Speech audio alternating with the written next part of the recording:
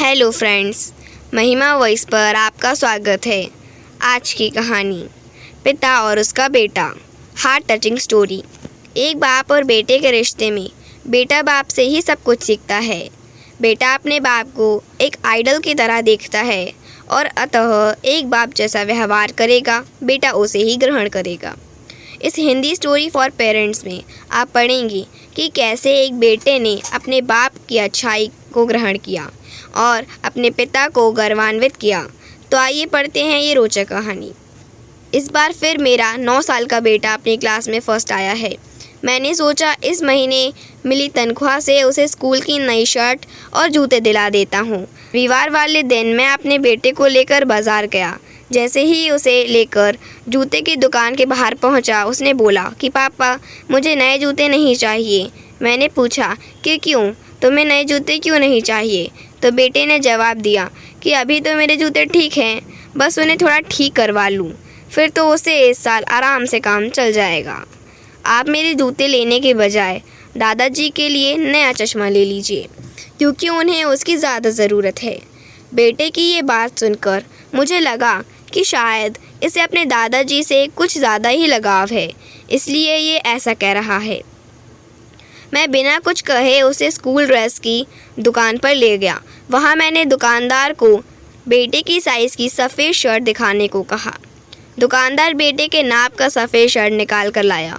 मैंने बेटे को शर्ट डालकर देखने को कहा, तो उसने शर्ट पहनकर देखी भी। वो सफ़ेद शर्ट बेटे पर बिल्कुल फिट बैठ रही थी, बिल्कुल उसकी साइज़ की। दुकानदार ने भी कहा, शर्ट तो एक बार में ही सही साइज़ की निकल गई, बच्चे को बिल्कुल फिट हो गई है। यही है इसके साइज़ की शर्ट, इसे पैक कर देता हूँ। तभी फ़ौरन मेरे बेटे ने दुकानदार से इससे थोड़ी लंबी शर्ट दिखाने को कहा।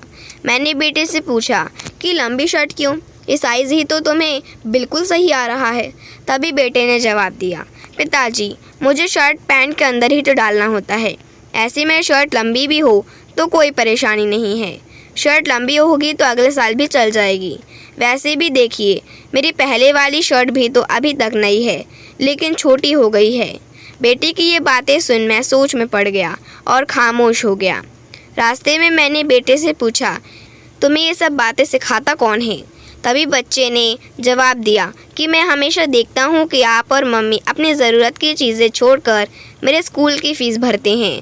आसपास पड़ोस के सभी लोग कहते हैं कि आप बहुत ईमानदार हैं।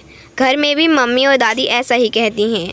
वहीं पास के पप्पू के पापा के बारे में सभी लोग बुरा भला कहते हैं, जबकि वो भी आपके ऑफिस में ही काम करते हैं।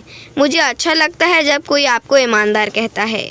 फिर बेटे ने कहा कि पापा, मैं भी आपकी तरह ईमानदार बनना चाहता हूँ, साथ ही मैं आपकी ताकत बनना चाहता हूँ, ना कि आपकी कमज़ोरी। बेटे की ये बातें सुन मैं शांत हो गया।